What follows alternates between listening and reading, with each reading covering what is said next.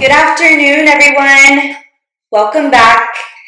Today's episode is about inspections. If there's anything that I get asked the most questions about besides closing cost, it's inspections.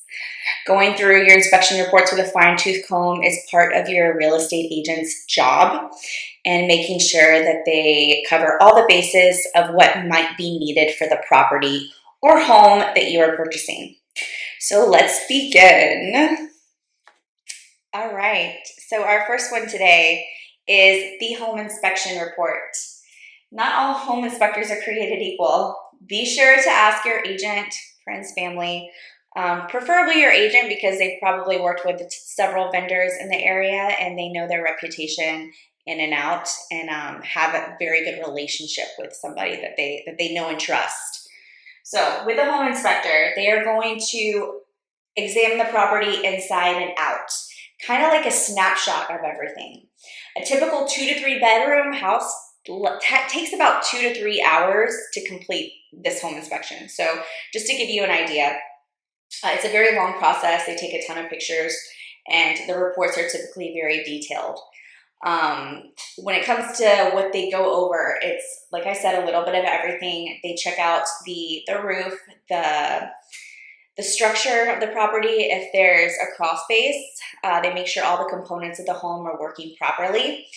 They make sure that obviously there's no signs of foundation issues or structural issues like that.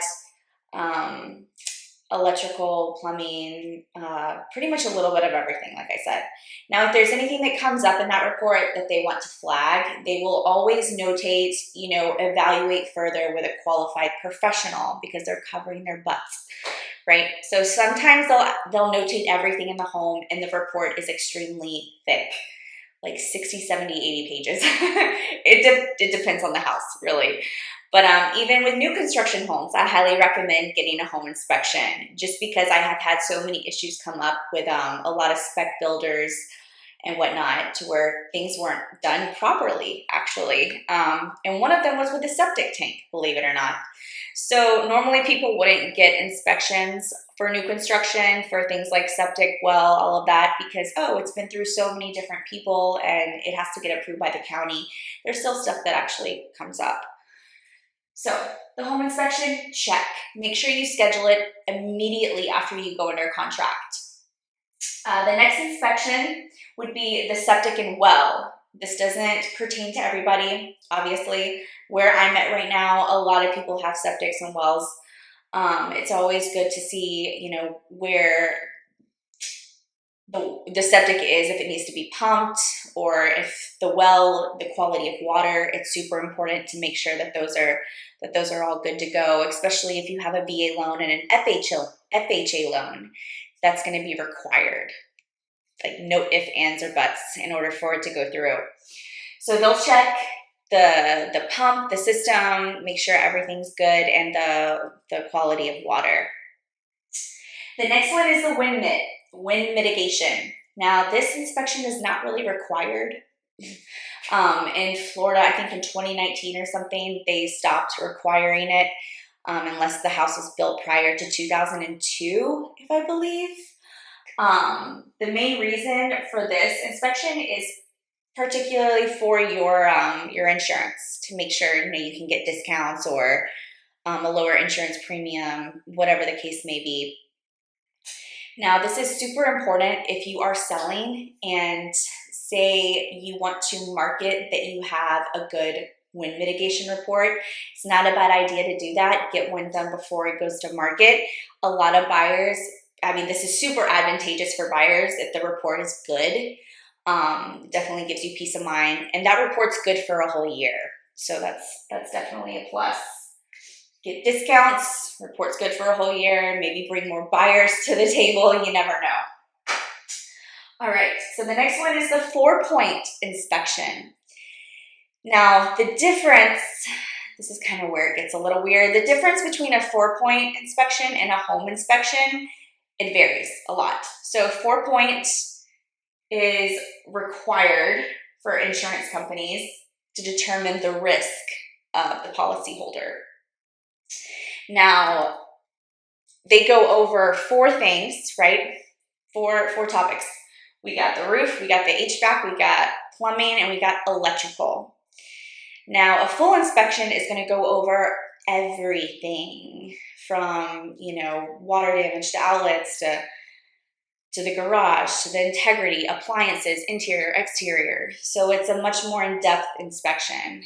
The 4-point might only take less than an hour. Like it's really not much.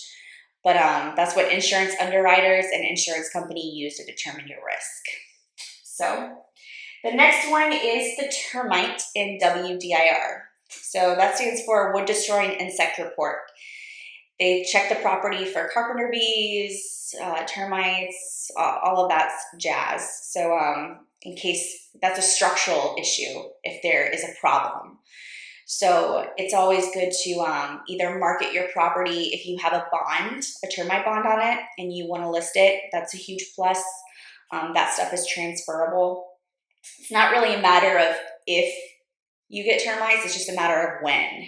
Every property I've ever owned has had termites. So it happens, and it's always good to, it's actually a very low cost to prevent them. So I always bring that to my buyer's attention.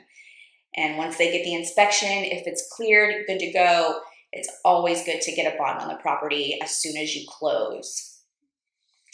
So that goes over our termites. This report's required if you have an FHA and a VA loan as well. So, and if there is a problem, if there's signs of termites, active termites, or what have you, then you typically need to get a structural letter from like an engineer or an inspector general contractor, somebody that could write off that it is in good standing and it's not an issue. Because if you don't have that, sometimes that'll hold up closing because the loan won't go through. So just to make sure that the house is structurally sound, or the deck or whatever it may be. The next inspection is a pool. So I highly recommend getting a pool inspected just because I've had issues to where there's been cracks, the liner's been messed up, and it's cost a pretty penny. So it's just good to cover that base, just because in the middle of getting your inspections and your inspection period, if you did not waive that contingency, then you can kind of negotiate either an amount, get it fixed prior to closing, get money to fix it after closing, whatever it may be. It's really good to know this before you close on the property, because nobody likes big surprises like that after you buy your home. Like, that's just not fun. It's not a good place to be on the agent side or the client side. All right, so that pretty much covers the basics of what you need to know when it comes to inspections and what's required of you to get inspected depending on the loan that you have.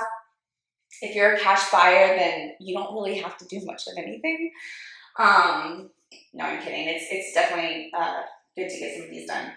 But if something comes up in your home inspection, or you're winning it, whatever it may be, it's always a great idea to get somebody out there that's a qualified professional, a roofer, HVAC specialist, plumber, that whole thing, just to make sure that there's nothing major going on.